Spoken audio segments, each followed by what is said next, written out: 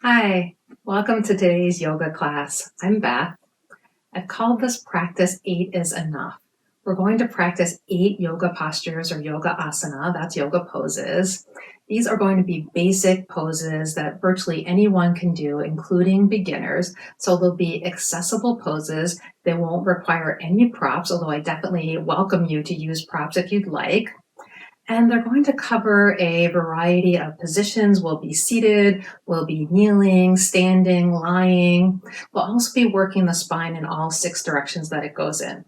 So let's get started in a seated position.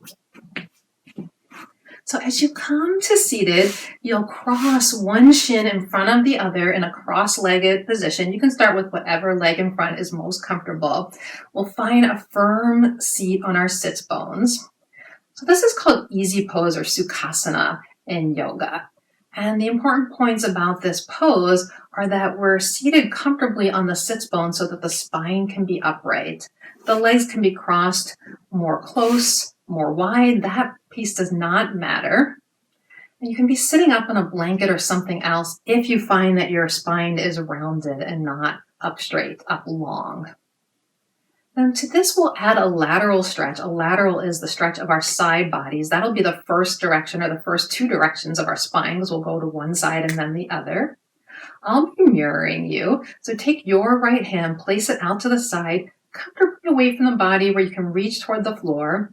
Your opposite arm, your left arm, reaches up tall.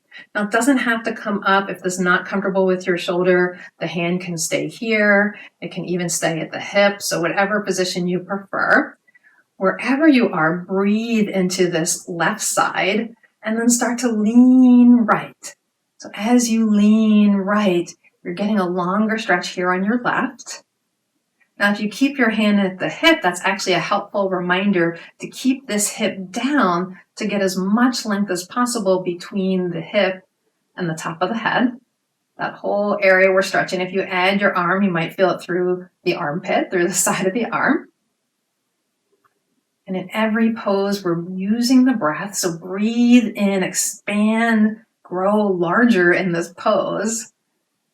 And then as you exhale, reach up tall to the ceiling, let your arm float down, and we'll switch to the other side. I'm also going to switch the cross of my legs, mainly so we can get the body used to being in different positions. We can rearrange the legs, moving some of the muscle and the flesh out of the way so we get a really firm seat on our sits bones. And then we'll take that in the other way. So taking your left arm out to the side, reaching your right arm up to the ceiling or at any level where you'd like to keep it. Breathe in long into this right side. Send breath there, expanding.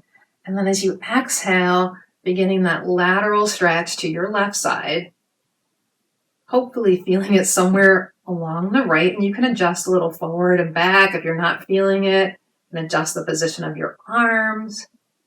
You can see if sending breath there, and that just means taking in a breath that feels comfortable to you, imagining that breath expanding all areas of your body. And then on your next breath, reach up to the sky and come back down. So that was our first pose, first 2 directions of the spine, lateral, side to side. Now we'll come on to hands and knees for our second pose and our next 2 directions. So this is a cat-cow series where the hands will come right under the shoulders, knees are right under the hips, so my body forms a tabletop shape. And take a moment to be steady and strong here. And then as I breathe in, I'm going to let everything in my middle come down to the ground as if I'm melting my heart toward the ground, tipping my tailbone up, my head up. And this is cow pose. And then on the next breath, I'll reverse that, rounding my back up to the sky like an angry cat as I tuck my tail, chin comes down. And I'll repeat that a few times. Shoulder blades draw together on the back as my chest shines forward. And exhale, rounding up, tucking the tail, chin to chest, shoulder blades wide apart. So I know this is actually 2 poses, but they're usually done together. So I'm a little cheating calling this one. Feel as you arch up into cat. that's a forward bend that is stretching the back body. And then as you let your front body come down into cow, it's a back bend that is actually stretching the front of the body. Now you're welcome to come up on fists as you do this, or down to forearms. And really, you can rearrange the position of the hands to change the stretch a little bit. So we're making the practice our own in yoga, not letting the poses dictate how we move our bodies, but really getting what our bodies need out of the poses. One more round.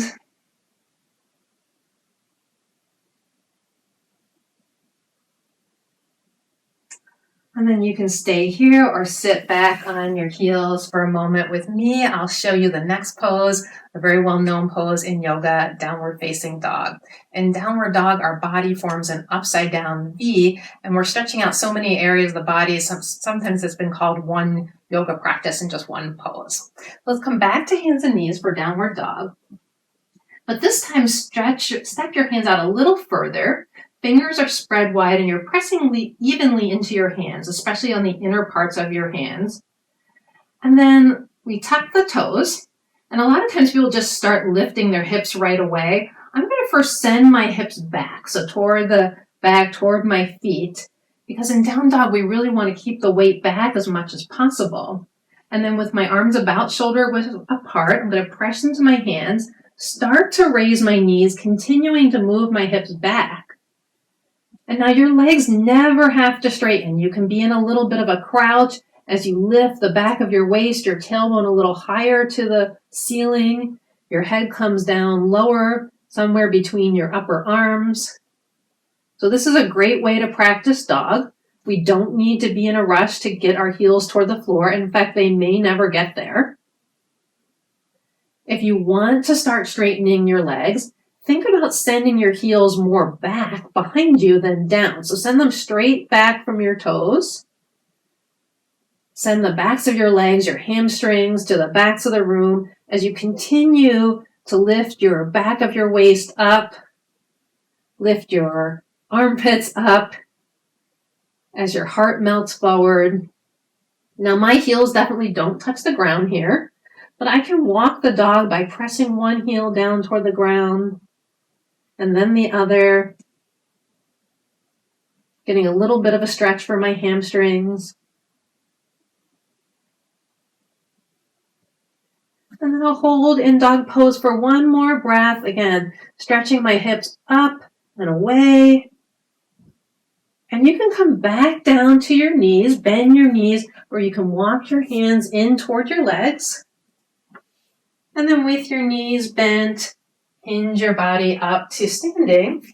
I'll come join you in the middle of the mat for our standing pose. So this is pose number 4. This is our basic standing mountain pose. It's an important foundation for all of our standing movements. So we'll start with the feet under the front hip points. This is just a starting point. From here, you are going to experiment with where your feet feel best. A little bit wider, a little bit closer together. And you can sort of rock around, shift your weight around to find where do you feel most balance. For most of us, it's somewhere a little bit toward the back of the heels and our feet some distance apart, maybe even about a fist distance apart. And then when you're done rocking, see if you can push evenly into both feet around the entire circumference of the foot. So you can press behind the big toes, the big toe mound, behind the little toes, and then on either side of the heel so that your feet aren't rolling out or rolling in. They feel even. Arms come down by your side, legs loosely hanging by your sides, and your palms can face you or they can face me, face away from you. And you'll breathe. With each breath in, you might feel as you breathe in, the breath comes through the body, grounding yourself, pushing into the floor with your feet. And then as you exhale and the breath leaves the body, feel yourself grow tall and long. And this is mountain pose or Tadasana. From mountain, we're going to take the same upright energy into a balance posture. We'll do a common balance posture in yoga. It's called tree pose. We'll start with placing your weight, and I'm mirroring you, so your weight into your right foot. In fact, glance down at that foot, lift your toes and try to spread them as much as possible, and then let them settle back down. That will give you more energy, more balance, more even weight in that foot. Begin to lift the heel of your left foot. And as soon as we do that, we're already throwing ourselves off balance. This might be a great place for you to work today. And if that's your place to work, that's fine. Practice here. It's definitely a balance challenge. If you want to start moving to tree, take this left knee and open it out toward your left, keeping the toes on the ground to start. So part of tree pose is a little bit of an opener for the hips, a stretch for this whole hip and pelvic girdle. And that comes from moving the leg in its socket out toward the side. And then slide the heel of the left foot just so that it rests over the ankle of the right. And this is a low version of tree. Again, it's definitely a little bit shaky because we are unbalanced. It's a great place to practice. If you're feeling a little more balanced or ready to take it up just a notch, slide the foot up to the side of the calf and press the foot into the leg as you press the leg evenly into the foot, keeping the knee opening out to the side, so it's going to want to come in. Keep it opening. And then you can add any arm pose you wish, any arms version, because trees look a lot of different ways, right? This is a cactus. You can reach up in a V. You can be a tall pine, or your tree might look like a little bush or ornamental tree, whatever you'd like. Take one more breath. And then as you exhale, lower the arms if you have them up, lower the legs, find your mountain in the middle, and we'll switch to the other side. So this time your left foot stays grounded or rooted as your tree. You can do that thing with your toes again. Try to make them as spready as possible. Start by lifting just the heel of the right and allow your body to get used to this little bit of asymmetry. And then think about moving from the hip joint. That's our ball and socket joint. Open the knee out to the side, maintaining this width, so not letting this hip roll forward, keeping both hips back or your hips still pointed toward me. Slide the bottom foot in, resting it over the ankle for your low tree. So you can test here. Make sure that you're still able to allow your knee to come out rather than come in. That's a judge of where your balance is. And you can see, you can raise your arms. You can even close your eyes for a minute or a moment to see how your balance is here. And if it feels okay, maybe, there we go. Maybe you experiment with sliding the foot up a little bit. It's okay to touch down at any point, of course. When we're practicing balance, it is a practice and we're helping our bodies learn how to better balance. We're not going to just get in the pose and stick. And then if you found a place where your feet feel relatively balanced, even if it's a little wobbly, you can add any version of arms that you'd like. For today, I often like the cactus version because it helps me feel that I'm stretching my upper body, my shoulders. Whoop, I'm gonna get back in it. If you fall, try to touch down softly, get back in and see if you can hold for one more breath. And then exhale and release. And our balance can really vary from day to day. Sometimes we feel like, oh, yep, I've got it. And other times, no. All right, so that was pose number 5. We're going to come back down to the floor for 6, 7, and 8. So let's come back down to our knees. After doing a couple of standing poses, the next pose is going to be a little bit of rest. It's called child's pose. And I think of it as a pause. It's your yoga pause. It's a pose that you can take at any point in your practice that you need a break. And it's another pose that's great to practice on its own. If you've never done it before, you'll start seated on your knees. Now, if this is uncomfortable already, you can place a blanket over the top of your heels. Your knees can start together. We are going to place the knees depending on what you want for your body. So if you want more support for your torso, you can keep the knees close together. If you want more space for your body to fold forward, you take the knees wide. I tend to like more space, but it's just as valid a practice to do it right here with the knees together. We're going to be hinging right from the hip crease, and that's the place where our femurs go into our pelvic girdle. You can take your fingertips and place it in that place so that you know you're hinging like a door. So think of it as a door closing. You're not rounding your back. You're not curving. You're taking this hinge, and then I like to put my hands out and continue that hinge by walking my arms out. And for this version, let's stack one fist over the other so that we can rest our foreheads down. You can also do this by stacking one forearm over the other. Now, if you find that as you fold forward, your hips start to lift up, that is totally fine. Again, you can put a blanket or a couple of pillows there if that's not comfortable for you, or you can just hang out in space if it is comfortable. If your hips settle down, let them settle down. And you can keep this position of the arms with the support for your head. You can also put a pillow here, or you can do an extended version of child's with the arms reaching out and the forehead gently coming toward the ground.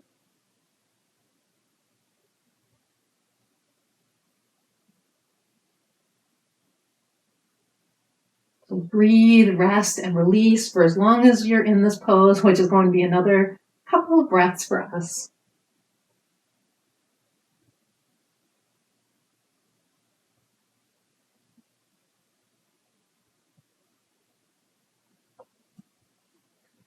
And when you're ready to come up, gently walk your hands in. We'll turn around and we're going to come down to lying on the back. So we have two poses left.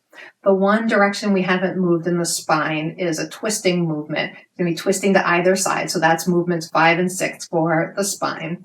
We'll come to lying down on the back. Help yourself down with your arms. It's a nice bonus to be gentle with your body in your yoga practice.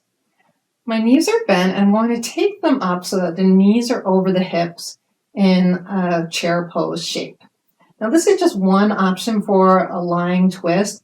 You can do it many different ways. You can have one leg straight and the other leg bent. You can have the knees further apart and do kind of a windshield wiper twist. So know that there's always options to make this the best for your body. I'll keep it really simple here with this chair shape. I'm going to start to let my knees come down away from you. You'll see my arms are out in a T. The palms can be up or down. Your arms can also be in that cactus shape. You can adjust the arms. So start to lower my legs away, keeping this basic chair shape. I'm going to let my legs come all the way down to the floor. Or again, if that's not comfortable, a blanket, a pillow, a few blocks. And then I'm trying to twist my legs so the whole lower body below the belly button is going toward my right. And then everything above the belly button, the spine, is going toward the left.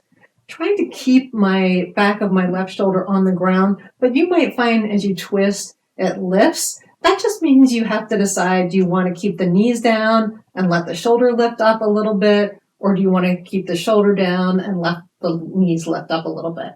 Whichever is more comfortable, and if one area is up, you just prop that area and make it more comfortable.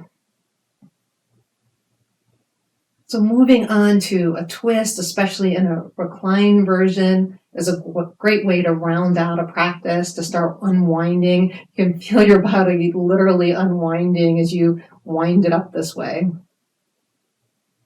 And as you breathe, see where you can soften, and that includes the muscles around your face.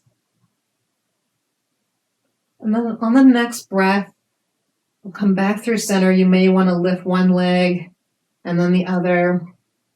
You might also need to set the legs down for a moment to adjust. And I'll show you a little trick on this side to make more room for your body. So we're going to be turning toward my left or toward the camera. I'm going to take my hips and I'm going to scooch them a little bit away from the direction I'm turning. That just makes a little more room for my spine. I'll do the same thing with lifting the knees up and then allowing them to lower down. And as I twist, my shoulder is lifting up off the ground. So I'm going to bring my knees down and then just work to open up across my collarbones, settle my shoulder blade back down as comfortably as it goes. And again, I could put a little blanket or pillow there if it wasn't comfortable. You can also have a blanket or pillow between your knees. So that's where I wanted to give you the option for props without actually using them. Props are a great way to customize the practice to you, to your unique body. All of our bodies are different. So that's where we need to use the tools that are available to us. And tools can be anything, a blanket, stuff a sweatshirt in there, whatever you have to make the practice comfortable. We want the practice to be steady and also comfortable. You'll see I'm breathing. You might even be able to see my body move with breath. Now I'm looking toward you. You can turn the head in the opposite direction of the twist, or you can allow the head to look toward the ceiling. So whatever is most comfortable on your neck. If it's comfortable to add your head to the twist and look the other way, you can do that. And then the last breath here, I'll lift one leg and then the other. Find myself back in the center of my mat, readjust. Our last pose of our 8 is shavasana. Shavasana is the rest pose. We rest a little bit in child's pose, but this is our synthesis for our whole practice. I encourage you not to leave it out. Now, the traditional way of practicing shavasana is to stretch both legs out long. Allow the legs to open wider than hip width, maybe as wide as mat width. And you see I just kind of let them flop apart. I'm not using any muscular engagement. And then my arms away from my body, palms up helps me open up more across the chest, across the front body. But hands can also rest on your body if that's more comfortable. Shavasana is really important to take a few moments before you rest and release to make it comfortable for your body. So that might mean a little pillow under your head. That could mean bending the knees. For many people, it's too much of a strain on the low back without the knees bent. So you can keep the knees bent, or you can take a roll blanket under the knees and support them that way. Wherever you find yourself, the most important thing is you can find yourself in a place where you don't have to put in any muscular effort. You don't need to hold yourself up. Your body is supported by the floor, whatever props you're using. And then if it's comfortable to shut your eyes, you close your eyes and simply melt and soften.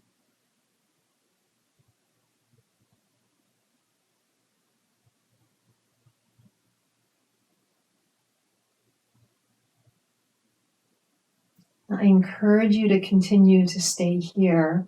I'm going to come up to seated so that I can read a quote to finish out this practice. You continue to relax as long as you'd like. When you're ready to come up, you roll to one side, help yourself up with your arms. And then the quote I'm going to read is from BKS Iyengar. He was a yogi in India, sometimes credited with bringing yoga to the West, very well-known yogi in India. And so this quote, he said, "Yoga brings gifts from your very first day. These benefits can be experienced even by raw beginners who feel something begin to happen in their bodies, in their minds, and even in their souls. Some describe the first gifts as a new feeling of lightness or calm or joy." So if you're new to a yoga practice, I so hope that maybe you found a little glimpse of some of those things in this practice, a little bit of calmness, joy, something in your body and in your mind. If you're more experienced in yoga, I still hope that you found those gifts. I find that yoga does bring me those gifts, that connection of mind and body day after day. So I hope you enjoyed this mindful yoga practice. Please subscribe to my channel so that you'll get notifications like this. Give me a little thumbs up. Let me know what you'd like to see more of. I'll suggest a few other things for you up here. I love your comments, so please do comment and have a great rest of your day.